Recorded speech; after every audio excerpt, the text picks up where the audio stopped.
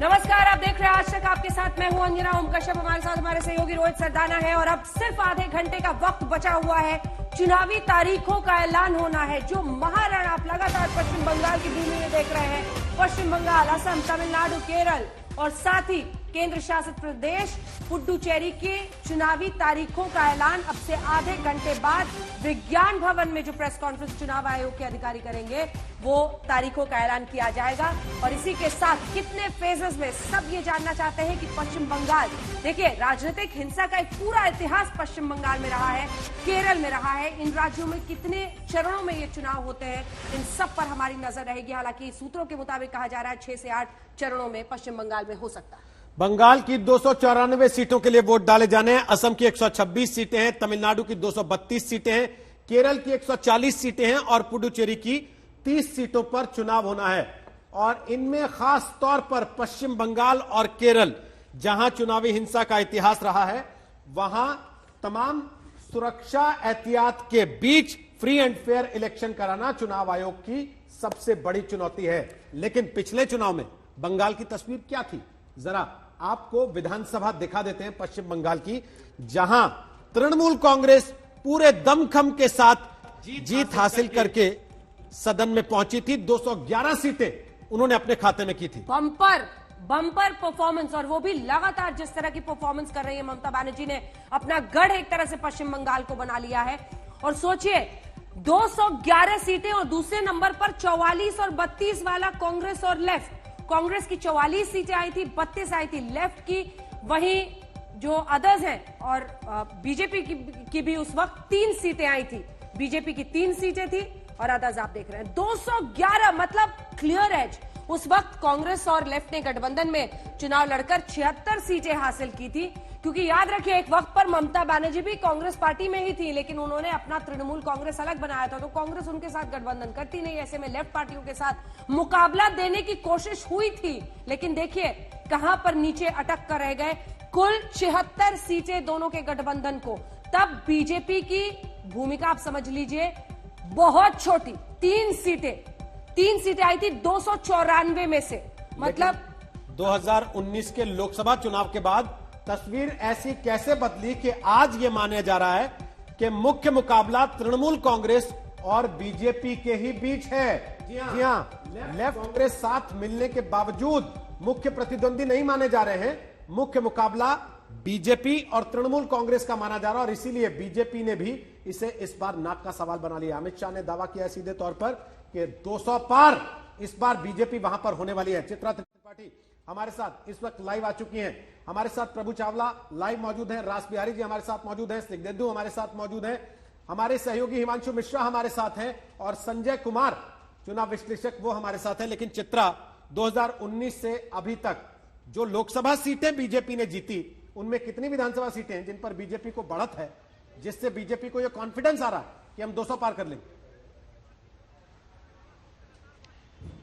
देखिए 294 कुल विधानसभा की सीटें हैं पश्चिम बंगाल में, जिनमें से 100 से ज्यादा पर बढ़त है। और मौजूदा वक्त में आपको बता दें 2016 का जो आंकड़ा इस वक्त टीवी स्क्रीन पर हमारे दर्शक रोहित देख रहे हैं, दरअसल अभी मौजूदा स्थिति यह है कि बीजेपी में जिस तरह से नेताओं का ताबड़तोड़ आना जारी है, 27 चुनाव जीते हुए 2016 के विधायक भारतीय जनता पार्टी का हिस्सा बन चुके हैं। तो इसके आधार पर आप समझ सकते हैं कि बीजेपी का कॉन्फिडेंस कितना ज्यादा हाई है।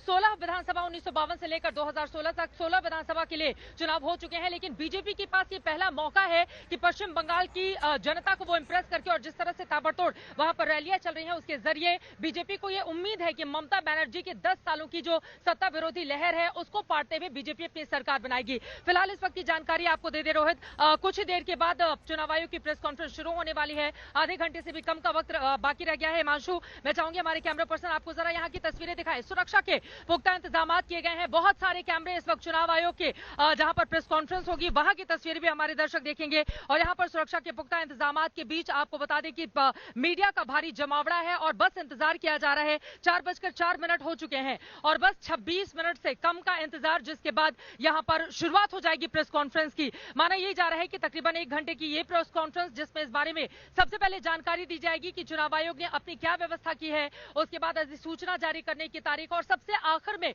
वो बारी आएगी जिसका बेसब्री से इंतजार पूरा देश कर रहा है, खासतौर से पश्चिम बंगाल की जनता, तमिलनाडु की जनता, केरल की जनता, पुडुचेरी जहां पर राष्ट्रपति शासन लगा हुआ है और इसी के साथ ही असम जहां पर भारतीय जनता पार्टी की मौजूदा, अगर इन पांचों इलाकों को देखें तो सिर्फ असम में बीजेपी की सरकार है और वहां पर अपनी सरकार को बचाए रखने की बीजेपी के सामने जहां चुनौती है, तो वहीं पश्चिम बंगाल को लेकर जिस तरह के ताबड़तोड़ दौड़े हुए हैं वो अपने आप में बेहद दिलचस्प है। देखिए, चुनाव आयोग के सामने जो बड़ी चुनौती इस वक्त रोहित और अंजना देखने को मिल रही है वो तीन है। पहला ये कि जिस तरह की हिंसा हो रही है पश्चिम बंगाल में, खासतौर से बीजेपी का आरोप है कि 130 से ज्यादा उसके कार्यकर्ता मारे जा चुके हैं। वहीं तृणमूल कांग्रेस के अभी हाल ही में हमने देखा था मंत्री के ऊपर किस तरह से बमबारी हुई थी और वो बुरी तरह से जख्मी हुए थे, जिससे बाद में ममता बनर्जी ने जाकर मुलाकात की और बीजेपी के ऊपर हमले का आरोप लगा दिया था। तो जो चुनावी हिंसा है उसको किस तरह से कंट्रोल करें और शांतिपूर्वक चुनाव करा सके, नंबर 1 सबसे बड़ी चुनौती यही होगी। उसके बाद नंबर 2, चूंकि कोरोना काल में अभी कोरोना गया नहीं और कई राज्यों में जिस तरह से कोरोना के मामले बढ़ते हुए चले जा रहे हैं, अब चुनाव आयोग के सामने ये भी एक बड़ी चुनौती है। हालांकि बिहार में जिस तरह के चुनाव संपन्न कराए उसने शांतिपूर्वक और कोरोना काल का पीक होते हुए भी एक एक्सपीरियंस उसके पास जरूर है, लेकिन उसके बावजूद चूंकि कोरोना की जिस तरह से वापसी हुई है तो ऐसे दौर में उसको किस तरह से कंट्रोल किया जाए ये अपने आप में देखना होगा। और सबसे महत्वपूर्ण ये कि देखिए, पश्चिम बंगाल में 6 से 8 चरणों में होगा, तो फिर तमिलनाडु में कितने चरणों में कराया जाए, केरल में कितने चरणों में कराया जाए, ये तमाम वो चीजें हैं जिनके मद्देनजर अंजना और रोहित वहां पर जाकर चुनाव आयोग के अधिकारियों ने बातचीत की थी और उसके बाद कुछ ही देर के बाद अब अनाउंसमेंट होने जा रहा है जिसका इंतजार हम सब यहाँ पर कर रहे हैं। अंजना, जल्दी से हिमांशु, क्या खबर आ रही है, कितने सूत्रों में हो सकती है, कितने फेजेस में हो सकती है?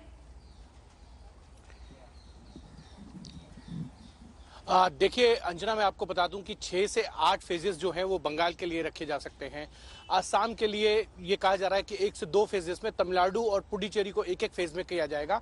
केरल के लिए देख रहे हैं कि किस तरीके के इंतजाम जो हैं वो है, क्योंकि वहां पे कोविड का जो संक्रमण है वो तेजी से फैल रहा है। वहां पर लगातार केसेस जो है रोज वो बहुत ज्यादा आ रहे हैं। उसको देखते हुए चुनाव आयोग वहां के लिए क्या प्रिकॉशंस ले रहा है, क्योंकि कोविड के जितने प्रिकॉशंस हैं उसको लेकर ही जो है चुनाव आयोग जो है वो जाना चाहता है चुनाव में, क्योंकि इन चुनाव के अंदर जो है वो चुनावी रैलियां होनी है।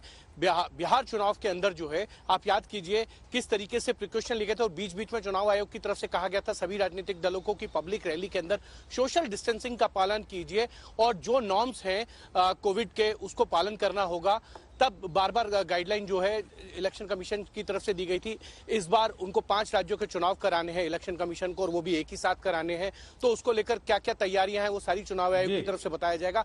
लेकिन बड़ी बात यह है कि चित्रा जो बता रही थी कि बंगाल के अंदर बीजेपी का मोरल बहुत बूस्ट है। आप याद कीजिए 2016 के अंदर अगर बीजेपी 3 सीटें जीतती है विधानसभा के अंदर, तो 2019 के अंदर 18 लोकसभा सीटें जीतती हैं और लगभग 40% से ज्यादा का वोट प्रतिशत जो है वो बीजेपी को मिलता है। और टीएमसी और बीजेपी के मत प्रतिशत के अंदर लगभग 2% का जो है वो मार्जिन रहता है। अगर वो शिफ्ट होता है तो ये माना जा सकता है कि बीजेपी का आंकड़ा ही है सरकार बनाने की पूरी तरीके से कोशिश कर रहे थे और जिस पर टीएमसी के अंदर जिस तरीके से जानकारी दी है कि 18 सीटें बीजेपी ने जीती लोकसभा में 42 में से और 128 सीटों पर बढ़त हासिल की।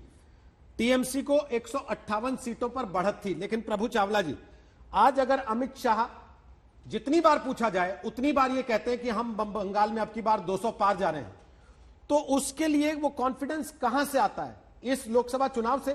वहां तो मोदी थे, यहां बीजेपी के पास कोई सीएम कैंडिडेट नहीं है अभी तक।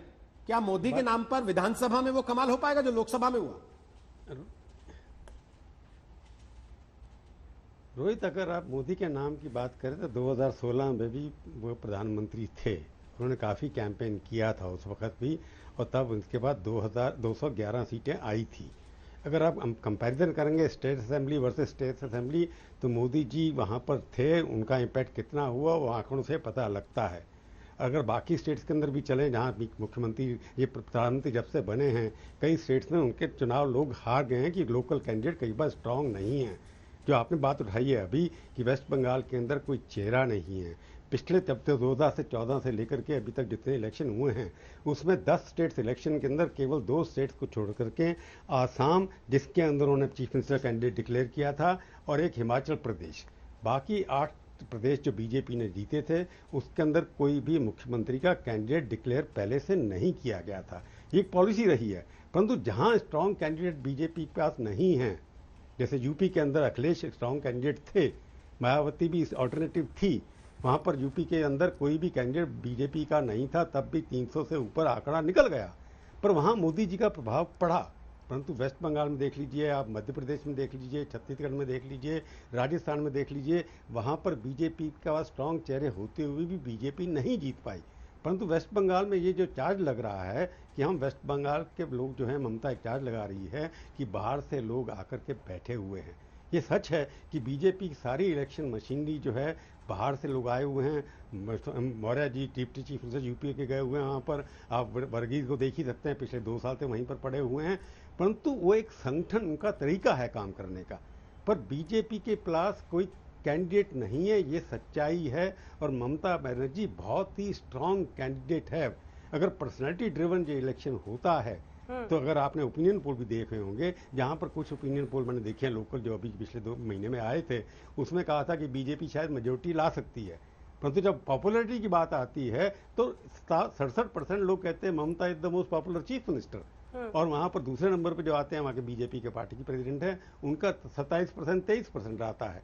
तो बीजेपी के पास वेस्ट बंगाल में चीफ मिनिस्टर ना होना और केंद्रीय नेताओं पर वहां पर जाके जमावड़ा लगाना, जिस तरह के साधन उनके पास हैं, जिस तरह का प्रोजेक्शन उनके पास है, जिस तरह वो कर पाते हैं, 18 सीटें लोकसभा में तो आ गई, परंतु असेंबली में जब तक वो स्टैंड कैंडिडेट नहीं देंगे कि दिल्ली से जो पढ़े लिखे कुछ चले गए या कुछ लोकल नेता हो गए, उनका असर नहीं होगा। कि ममता के मुकाबले वो मोटरसाइकिल पे, स्कूटी पे बैठ के चली जाती हैं, धोती में रहती हैं, चप्पल पहन के जाती हैं, और बीजेपी के जो यहाँ के नेता कई गए हैं काफी सूटेड बूटेड भी हैं।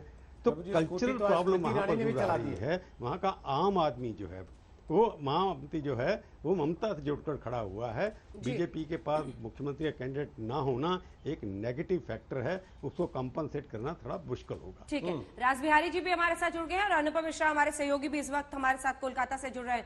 राज बिहारी जी, ये जो सियासी सेंधमारी पिछले दिनों से बीजेपी वहां कर रही है, क्योंकि उसे पता है कि जमीन पर उसे अपने नेताओं को वहां पर खड़ा करने में बहुत वक्त लगेगा और बीजेपी जल्दबाजी में है, वो सत्ता में आना चाहती है। सियासी सेंधमारी जो टीएमसी में उसने की है उनके नेताओं की, वो सफलता दिला सकती है क्या कुछ हद तक? देखिए जब मुकुल राय बीजेपी में आए थे तब भी ये बात थी कि मुकुल राय को लेके कुछ विवाद थे, तो लेकिन मुकुल राय बीजेपी में आए तो उसके बाद में ये माना जा रहा है कि मुकुल राय लगातार टीएमसी से लोगों को तोड़ के ला रहे हैं। अभी मैं पिछले दिनों पश्चिम बंगाल में था तो रायडी की जो दक्षिण 24 परगना में वहां लोगों से मिला, तो वो लोग मानते हैं कि मुकुल राय नेता लाए हैं, लेकिन बाद में जो नेता आए हैं वो जनता को भी साथ लेके आए। जैसे हम शुभेंदु अधिकारी की बात करें, राजीव बनर्जी की बात करें, और भी बहुत सारे नेता हैं, और उनकी वजह से बीजेपी को वहां पर कई इलाकों में ताकत मिली है। और वहां जगह जगह अगर गाँव में आप देखें, जहां 2019 में भी बीजेपी को वोट पड़े थे, लेकिन वहां पे लोग एकजुट नहीं, लोग अपनी बीजेपी के पक्ष में लोग खुलकर सामने नहीं आ पा रहे थे। लेकिन इस बार बीजेपी ग्रामीण क्षेत्रों में भी, शहरी क्षेत्रों में भी बीजेपी के जो समर्थक हैं, बीजेपी के जो कार्यकर्ता हैं, वो खुलकर काम कर रहे हैं।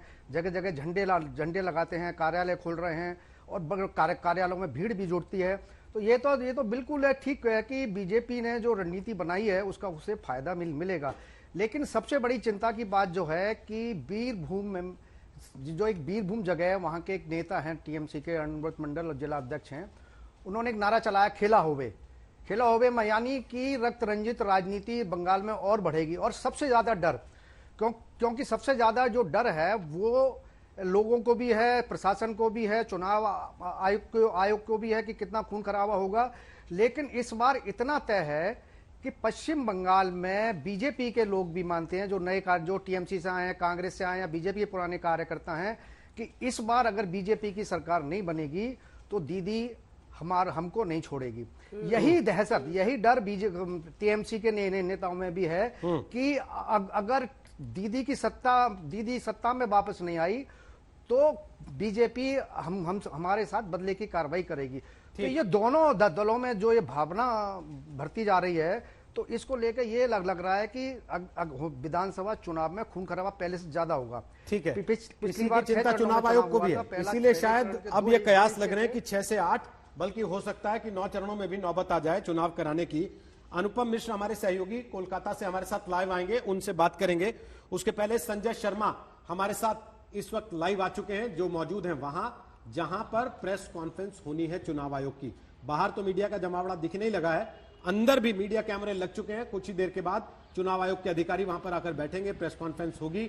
और सबसे बड़ी चिंता संजय शर्मा, जो बात अभी रास बिहारी कह रहे थे कि पिछले चुनाव के मुकाबले इस बार ज्यादा खून खराबा होने की आशंका है। बीजेपी कह रही है 7-8 साल में हमारे 150 से ज्यादा लोग मार दिए जा चुके हैं। इसी आशंका के मद्देनजर बीजेपी लगातार ये कहती जा रही है कि ज्यादा से ज्यादा चरण में चुनाव कराए जाएं, ताकि राज्य सरकार या सरकारी अमला अपनी मनमानी ना कर सके, दबाव ना बना सके जनता पर, और साथ ही चुनाव अधिकारियों पर, क्योंकि चुनाव अधिकारी जितने भी मतदान अधिकारियों की टीम होती है वो राज्य सरकार की होती है। और ये कहा जाता है कि राज्य सरकार के कार्यकर्ता अधिकारी पार्टियों के, वो उनको ये बोलते हैं आपका कब रिटायरमेंट होना है, आप इस स्कूल में टीचर हैं, आपके इतने बच्चे हैं। बस ध्यान रखना अपने आप में एक बहुत बड़ा एटम बम है। इसीलिए बीजेपी ये कहती रही है कि ज्यादा से ज्यादा चरणों में चुनाव कराए जाएं, ताकि वहां पर जहां जहां चुनाव हो वहां पर अर्धसैनिक बलों को, केंद्रीय सुरक्षा बलों को एकदम भर दिया जाए, ताकि कोई परिंदा भी पर मार ना सके और किसी तरह के हिंसा की गुंजाइश ना रहे, किसी तरह के प्रेशर की गुंजाइश ना रहे। कई इलाकों में तो अभी हमारे रिपोर्टर खुद ही बता रहे हैं कि अर्धसैनिक बलों ने वहां पर ग्राउंड मार्च करना शुरू कर दिया है, यानी फ्लैग मार्च शुरू हो गए हैं, ताकि जो लोग अपने मन की करने के चक्कर में हैं उनके अंदर दहशत हो, उन्हें पता चले कि अगर केंद्रीय सुरक्षा बलों के हत्थे पड़ गए तो बहुत बुरी हालत होगी। लिहाजा आप सही कह रहे हैं कि 6 से 8, 8 से 9 भी चरण हो सकते हैं, क्योंकि चुनाव आयोग पूरी सतर्कता बरत रहा है कि सुरक्षा बलों की आवाजाही, सुरक्षा बलों की तैनाती ऐसी जबरदस्त और अभूतपूर्व हो कि किसी भी तरह की आशंका की गुंजाइश ना रहे। क्योंकि आयोग ने इस बारे में सतर्कता के ऑब्जर्वर भी रखे हैं, जो ये बताएंगे कि कहां और जनता को विजिल, सी विजिल, यानी लोग अपने आप में सी विजिल यानी सिटीजन विजिल ऐसा रहे, उस ऐप के जरिए लोग बता सकते हैं, उनके नाम गुप्त रखे जाएंगे और वो बता सकते हैं कहां क्या साजिशें चल रही हैं और उस पर कार्रवाई होगी। तो इस तरह से चुनाव आयोग जनता को साथ लेकर, अमले को साथ लेकर और पूरे इलेक्ट्रॉनिक सर्वेलेंस को साथ लेकर ऐसा लगता है कि अभूतपूर्व इंतजाम करना चाहता है। बिल्कुल। और संजय, हम सब जानते हैं कि चुनाव आयोग की प्रेस कॉन्फ्रेंस एकदम टाइम पर शुरू होती है, तो अब कुछ मिनटों का ही इंतजार है। जल्दी से एक बार अनुपम के पास चलते हैं, जो कोलकाता से हमारे साथ जुड़ गए हैं। अनुपम, खेला होवे रक्त रंजित राजनीति जो पश्चिम बंगाल में होती रही है, उसी में ये नारा किस तरह से जमीन में इस बार एक बार फिर नए सिरे से उस राजनीतिक हिंसा की एक तरह से आहट इसमें सुनाई दे रही है, ये जरा हमारे दर्शकों को बताएं।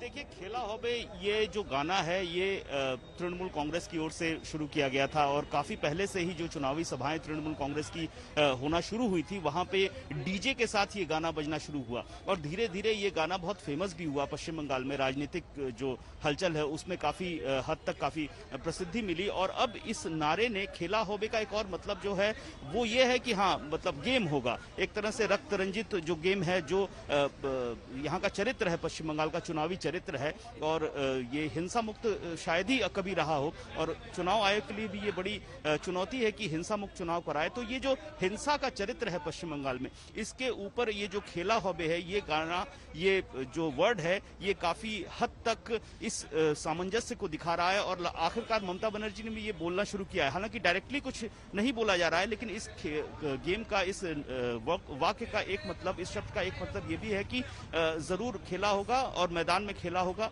और ये जो खेला है ये रक्त रंजित खेला भी हो सकता है। ये भी कई जगह पर जो दुविधा है वो भी दिखाई जा रही है, जो द्विअर्थी शब्द होते हैं उसमें भी इसका इस्तेमाल हो रहा है। बिल्कुल। क्या है खेला होबे का मतलब, ये अनुपम मिश्रा हमारे सहयोगी आपको बता रहे थे, वहां पर जमीन से लगातार वो रिपोर्टिंग आज तक के लिए करते रहेंगे। आइए अब आपको सुनाते हैं, स्मृति ईरानी से हमारी सहयोगी पौलमी शाह ने बात की है, वो क्या कह रही हैं, सुनिए। हमारे साथ इस वक्त केंद्रीय मंत्री स्मृति ईरानी जी हैं। मैम, इलेक्शन डेट्स की अनाउंसमेंट बस कुछ ही देर में होने वाली है, आप इस वक्त रैली कर आ रही है, आपको जो आशोल परिवर्तन की बात प्राइम मिनिस्टर ने कुछ दिन पहले की थी वो परिवर्तन होता हुआ नजर आ रहा है? बिल्कुल, हाँ, भारी संख्या में भारतीय जनता पार्टी के कार्यकर्ता जहां जहां पर जनता के सम्मुख विकास के विषयों को लेकर चर्चा करने जा रहे हैं। जनता का भरपूर आशीर्वाद, सहयोग प्राप्त हो रहा है। ये सांकेतिक है कि पश्चिम बंगाल में कमल खिलने वाला है। दीदी ने अभी थोड़ी देर पहले एक पॉलिसी अनाउंसमेंट की, डेली वेज अर्नर्स की जो वेजेस में है उसमें हाइक की, बस कुछ ही घंटों पहले। आपको क्या लग रहा है कि एक सेंस ऑफ नर्वसनेस भी है? मुझे नहीं लगता कि उनके प्रति अब विश्वास की कोई भी कल्पना है पश्चिम बंगाल में। पश्चिम बंगाल की जनता इस बात को भली भांति समझती है कि दीदी इस वक्त जिस दौर से गुजर रहे हैं, जहां पर तृणमूल के प्रति पश्चिम बंगाल की जनता का विश्वास घटता जा रहा है, वहां पर अंतिम क्षणों में मैं नहीं जानती कि अभी इलेक्शन कमीशन कुछ अनाउंस करेगा या नहीं, लेकिन दीदी की ये बौखलाहट उनके हार का साफ संदेश दे रही है। इलेक्शंस में मुद्दे क्या रहेंगे? आपको क्या लगता है कि क्या चिन्हित मुद्दे रहेंगे? प्रधानमंत्री जी आशोल परिवर्तन की बात करते हैं, उसमें बात है आयुष्मान भारत योजना जैसे उन कल्पनाओं के जो फलीभूत होंगी पश्चिम बंगाल की धरती पर, जिसे पश्चिम बंगाल की जनता से दूर रखा ममता बनर्जी ने। दूसरा, जब हम बात करते हैं मुद्दों की, तो किसान सम्मान निधि के अंतर्गत पश्चिम बंगाल के किसान आज तक वंचित रहे हैं। देश भर में प्रधानमंत्री जी के आशीर्वाद से 11 करोड़ किसान परिवारों को 1 लाख करोड़ से ज्यादा रुपया उनके बैंक के खाते में मिल चुका है। इसी प्रकार से चाहे वो हर घर नल का सपना हो और नल से स्वच्छ जल का सपना हो, चाहे वो पक्का मकान हो गरीब के लिए, इन सभी सपनों को साकार करने के लिए जनता आतुरता से भारतीय जनता पार्टी की सरकार का प्रदेश में इंतजार कर रही है। आज सोनारपुर में आपने स्कूटर भी चलाया, तो तृणमूल का कहना है आप दीदी को कॉपी कर रही थी। मुझे लगता है कि इस प्रकार की बचकाना एक रिएक्शन ये उनको नहीं सुहाता जो अपने आप को राजनीति में दिग्गज समझते हैं। क्या मेरा स्कूटी चलाना नया है? शायद उनके पास जानकारी का अभाव है, इसीलिए नहीं जानते कि पहले भी मैं जहां भी जरूरत पड़ी है अपने कार्यकर्ताओं के साथ, चाहे वो पैदल यात्रा करनी हो या स्कूटर पर अथवा रथ यात्रा में शरीक होना हो, ऐसा मैं कर चुकी हूँ। लेकिन हाँ, मुझे इस बात की खुशी है कि मेरे कामों को इतनी बारीकी से तृणमूल कांग्रेस देख रही है। एक आखिरी सवाल, जो बनर्जी फैमिली जो है, परिवार का जो एलिगेशन है कि परिवार को सीबीआई ईडी से डराया जा रहा है अब कोयला स्मगलिंग केस में, कोई करप्शन नहीं किया तो डरने की बात क्या है? डरता तो वो है जो कुछ करता है गलत। शुक्रिया हमसे बातचीत करने के लिए। आपने सुना स्मृति ईरानी से जो कह रही हैं, डरने की क्या बात है परिवार को, अगर गलत कुछ किया नहीं है तो डर किस बात का। कैमरामैन आलोक दास के साथ पौलमी साहा, कोलकाता से आज तक के लिए। तो कल ममता बनर्जी स्कूटी चलाती दिखाई दी, आज स्मृति ईरानी ने स्कूटी चला दी। और ये तस्वीरें आप देख रहे हैं चुनाव आयोग से सीधे अधिकारी जो प्रेस कॉन्फ्रेंस करने के लिए विज्ञान भवन पहुंचे हैं उनकी तस्वीरें हैं। और अभी कुछ सेकंड के बाद यही अधिकारी प्रेस कॉन्फ्रेंस करने के लिए अंदर विज्ञान भवन में मौजूद होंगे, जहां मीडिया कैमरे इस वक्त लग चुके हैं। ये तस्वीरें आप देख रहे हैं, पीछे स्क्रीन का भी इंतजाम है, वहीं पर पूरी डेट शीट सामने दिखाई जाएगी मीडिया कर्मियों को, और साथ ही सुरक्षा के जो इंतजाम है उनके बारे में बताया जाएगा। लेकिन संजय कुमार हमारे साथ हैं, चुनाव विश्लेषक हैं और पूरे सफर में साथ रहेंगे। संजय जी, इससे पहले चुनाव आयोग की प्रेस कॉन्फ्रेंस शुरू हो, बहुत सारे फैक्टर्स हैं, ओवैसी का फैक्टर या ये जो सेक्युलर फ्रंट नया एक बन रहा है जिसको ओवैसी साथ लाना चाहते थे, लेकिन अब ऐसा लगता है वो कांग्रेस और लेफ्ट के साथ चला जाएगा, वो कितना इंपॉर्टेंट होगा अल्पसंख्यक मतदाता को लेकर?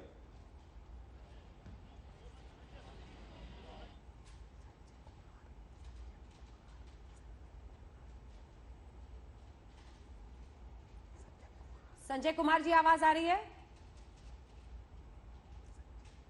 शायद उन तक आवाज नहीं पहुंच रही है। जी संजय जी बोलिए, बोलिए संजय जी। मैं कह रहा था तृणमूल कांग्रेस को अगर इन चुनाव में अच्छा करना है तो उनके लिए जरूरी है कि मुस्लिम मतदाताओं का वोट एक बुस्ट उनकी पार्टी को मिले, जिस तरह से 2011 या 2016 के विधानसभा चुनाव में मिला था। तीसरा मोर्चा इस बात का जरूर प्रयास कर रहा है कि मुस्लिम वोट जो वोट बैंक है तृणमूल का उसमें सेंधमारी करे। अगर वो सेंधमारी में सफल हो गए तो तृणमूल कांग्रेस को नुकसान होगा। भले ही तीसरा मोर्चा कुछ कामयाबी हासिल करने में सफलता नहीं होगी, उनको कोई कामयाबी हासिल नहीं होगी क्योंकि वो बहुत पीछे दिखाई पड़ते हैं। तो तीसरे मोर्चे की चर्चा जरूर हो रही है, लेकिन चुनावी दंगल तो बिल्कुल दो ही पार्टियों के बीच है, एक तरफ तृणमूल है, दूसरी तरफ बीजेपी है। लेकिन खेल बिगाड़ना जैसे बिहार में बिगाड़ दिया था एक वक्त पर असदुद्दीन ओवैसी ने, ऐसा कुछ ना हो जाए। चलिए आपको सीधे लिए चलते हैं, चित्रा हमारी सहयोगी हमारे साथ इस वक्त जुड़ रही है और हलचल हम देख रहे हैं। चित्रा, मुख्य चुनाव आयुक्त सुनील अरोड़ा वहां पहुंच गए हैं, सुशील चंद्रा जो कि इलेक्शन कमिश्नर हैं, राजीव कुमार इलेक्शन कमिश्नर, कुछ ही देर में डेट शीट बाहर।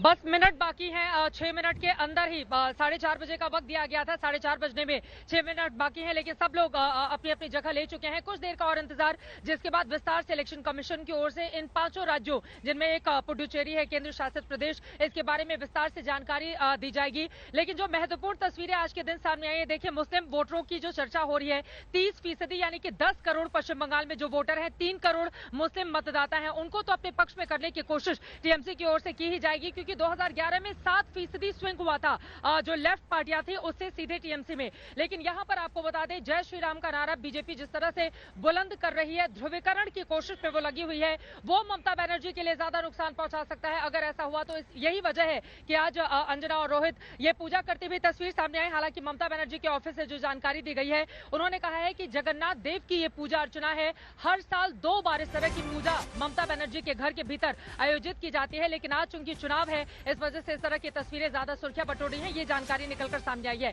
लेकिन तैयारियां फिलहाल यहां पर विज्ञान भवन राजधानी दिल्ली, जहां पर मेरी मौजूदगी है, यहां पर तैयारियां पूरी हो चुकी हैं। कुछ ही देर में इलेक्शन कमीशन की प्रेस कॉन्फ्रेंस भी शुरू हो जाएगी, जैसा कि तस्वीरें हमारे दर्शक देख रहे हैं। लेकिन अपने आप में काफी ज्यादा महत्वपूर्ण, काफी ज्यादा अलहदा अलग होने वाला है इस बार का, क्योंकि पश्चिम बंगाल ने जिस तरह से हिल्दी बेल्ट में अपनी सुर्खियां बटोरी हैं और सभी देश भर की नजरें इस बात पर टिकी हुई हैं कि बीजेपी या फिर टीएमसी, दोनों में कौन पड़ेगा किस पर भारी। ममता बनर्जी के जो मुस्लिम वोटर हैं, उसको फुरफुरा शरीफ की ओर से कितना नुकसान पहुंचाया जाएगा, जैसा कि पीरजादा ने लेफ्ट पार्टियों के साथ अपना गठबंधन कर लिया है। ये तमाम वो सवाल जिनका जवाब मिलना बाकी है, लेकिन यकीनन इस समय तमाम दर्शक आज तक या दूसरे अन्य माध्यमों से लगातार ये जानकारी ले रहे होंगे, न सिर्फ दर्शक बल्कि पॉलिटिकल जितनी भी पार्टियां हैं, कि चुनाव आयोग की ओर से तारीखों का ऐलान किया जाता है तो क्या 2016 की तरह 6 चरणों में विधानसभा के चुनाव पश्चिम बंगाल में किए जाएंगे, या फिर चूंकि कोरोना प्रोटोकॉल है, एक तरफ चुनावी हिंसा तो दूसरी तरफ कोरोना के मद्देनजर क्या इसको बढ़ावा दिया जा सकता है, 7 से 8 चरण में हो सकते हैं, ये देखना काफी ज्यादा महत्वपूर्ण होगा।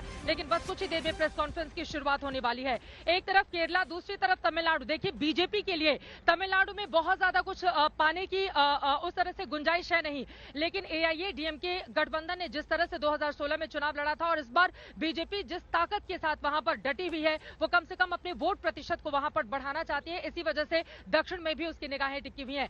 केरला की बात करें, वहां पर राहुल गांधी की प्रतिष्ठा दांव पर लगी हुई है। कभी वो समुद्र में जाते हैं, कभी वो मछुआरों के बीच जाते हैं, कभी वो जो स्टूडेंट्स हैं उन्हें लुभाने की कोशिश करते हैं। तो ये तमाम बातें क्या कांग्रेस के पूर्व अध्यक्ष को चुनावी फायदा दिला पाएंगी, क्या कांग्रेस को वहां पर मजबूत कर पाएंगी, ये देखना महत्वपूर्ण रहेगा। केरल में क्या कांग्रेस का हाथ एक बार फिर से वहां के लोगों को पसंद आता है, ये तमाम सवाल हैं जिनका जवाब मिलना बाकी है। लेकिन बस कुछ देर का और इंतजार, चुनाव आयोग की ये महत्वपूर्ण प्रेस कॉन्फ्रेंस बस शुरू होने वाली है और यकीनन उसके जरिए तमाम वो जानकारियां जिनका देश बेसब्री से इंतजार कर रहा है, जिनका ये तमाम पॉलिटिकल पार्टी, चाहे वो टीएमसी हो, चाहे वो बीजेपी हो, चाहे वो कांग्रेस पार्टी हो, चाहे वो दूसरे अन्य दल हो, सभी बेसब्री से इंतजार कर रहे हैं। फुरफुरा शरीफ पहली बार चुनावी मैदान में वो इस तरह से खोलकर सामने आए हैं। और आपको ये भी बताते चले अंजना, तकरीबन 300 से ज्यादा ऐसी मस्जिदें हैं जिस पर सीधा प्रभाव इन लोगों का है। लेकिन ममता बनर्जी का ये मानना है कि जो काम उनकी ओर से किए गए हैं मुसलमानों के हक में, वो उनके पक्ष में काम करेगा और पीरजादा है चाहे कोई और आए, लेफ्ट गठबंधन को कोई फायदा नहीं होगा।